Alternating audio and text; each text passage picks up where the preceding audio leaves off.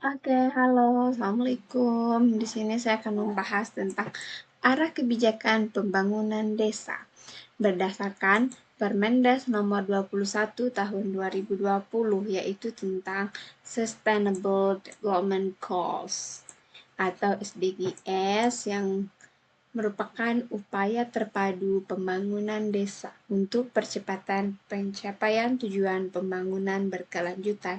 Nah, pada Permendes nomor 21 tahun 2020 ini ada pasal 6 yang menjelaskan bahwa SDGs desa merupakan arah kebijakan pembangunan desa dan pemberdayaan masyarakat desa. Kemudian penyusunan dan penyelarasan arah kebijakan pembangunan desa dan pemberdayaan masyarakat desa sebagaimana dimaksud pada ayat 1 tadi, yang merupakan arah kebijakan pembangunan desa dan pemberdayaan masyarakat desa ini dilakukan melalui sistem informasi desa. Nah, selanjutnya teman-teman, di sini ada 18 tujuan pembangunan berkelanjutan atau Sustainable Development Goals. Nah, di sini di mana 18 tujuan pembangunan berkelanjutan atau SDGs merupakan seperangkat tujuan yang mencakup upaya terpadu untuk mencapai desa tanpa kemiskinan dan kelaparan, ekonomi yang tumbuh merata, desa yang peduli kesehatan, pendidikan, dan lingkungan, serta desa yang berjaring dan tanggap budaya, serta berfokus pada pemberdayaan manusia dan pembangunan berkelanjutan di tingkat desa. Tujuannya adalah untuk mempercepat pencapaian tujuan pembangunan berkelanjutan di pedesaan melalui 18 indikator yang mencakup berbagai aspek kehidupan desa. Yang pertama itu ada desa tanpa kemiskinan, di mana desa tanpa kemiskinan ini menargetkan tingkat kemiskinan 0% di desa pada tahun 2030. Kemudian ada desa tanpa kelaparan, di mana desa tanpa kelaparan ini berupaya untuk mencapai kondisi tidak ada kelaparan di desa dengan penekanan pada kedaulatan pangan dan pertanian berkelanjutan. Kemudian ada desa sehat dan sejahtera, di mana menjamin kehidupan warga desa yang sehat dan sejahtera secara menyeluruh. Pendidikan desa berkualitas di sini memastikan akses pendidikan yang baik untuk anak-anak desa agar dapat meraih potensi mereka. Kemudian ada keterlibatan dan perempuan desa atau berkesetaraan gender. Di sini mengakui dan meningkatkan peran sentral perempuan dalam berbagai aspek kehidupan desa. Ada desa layak air bersih dan sanitasi, kemudian ada desa berenergi bersih dan terbarukan, pekerjaan dan pertumbuhan ekonomi desa, gunanya mencapai pertumbuhan ekonomi yang merata dan berkelanjutan di desa. Ada inovasi dan infrastruktur desa, desa tanpa kesenjangan. Maksudnya di sini untuk menghapus kesenjangan dalam hal ekonomi, sosial, dan akses terhadap sumber daya di dalam desa.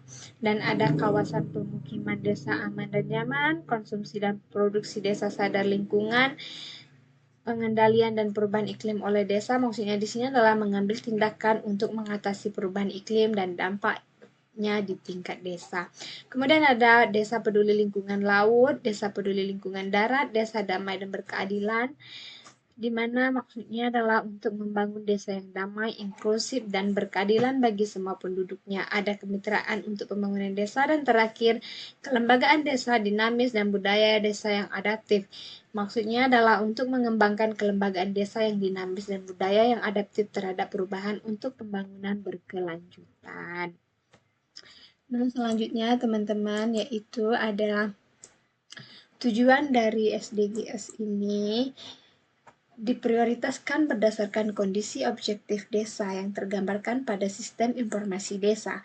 Kemudian, prioritas SDGs desa menjadi pedoman bagi pemerintah desa, BPD, dan masyarakat desa dalam menentukan arah kebijakan perencanaan pembangunan desa, serta program dan atau kegiatan prioritas pembangunan desa. Kemudian pencapaian tujuan SDGs desa paling lama bulan Desember tahun 2030. Oke, selanjutnya teman-teman, di sini ada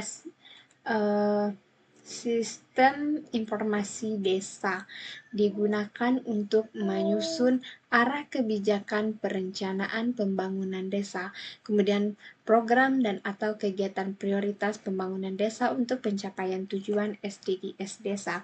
Kemudian bersifat terbuka dan dapat diakses oleh masyarakat desa dan pihak ketiga yang membutuhkan data dan informasi tentang desa.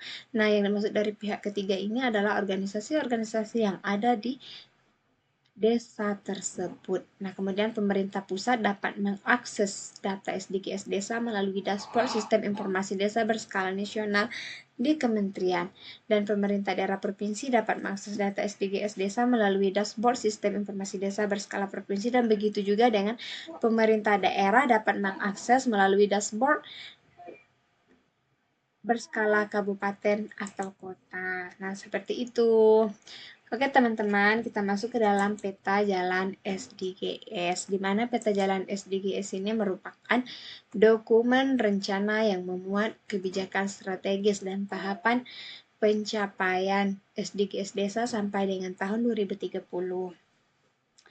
Nah, peta jalan SDGs desa sebagai mana yang dijelaskan tadi itu paling sedikit memuat sasaran SDGs desa, kemudian kondisi objektif pencapaian SDGs desa, kemudian ada permasalahan dan solusi dalam upaya pencapaian SDGs desa, ada potensi dan sumber daya untuk pencapaian SDGs desa, rancangan program dan atau kegiatan pembangunan desa.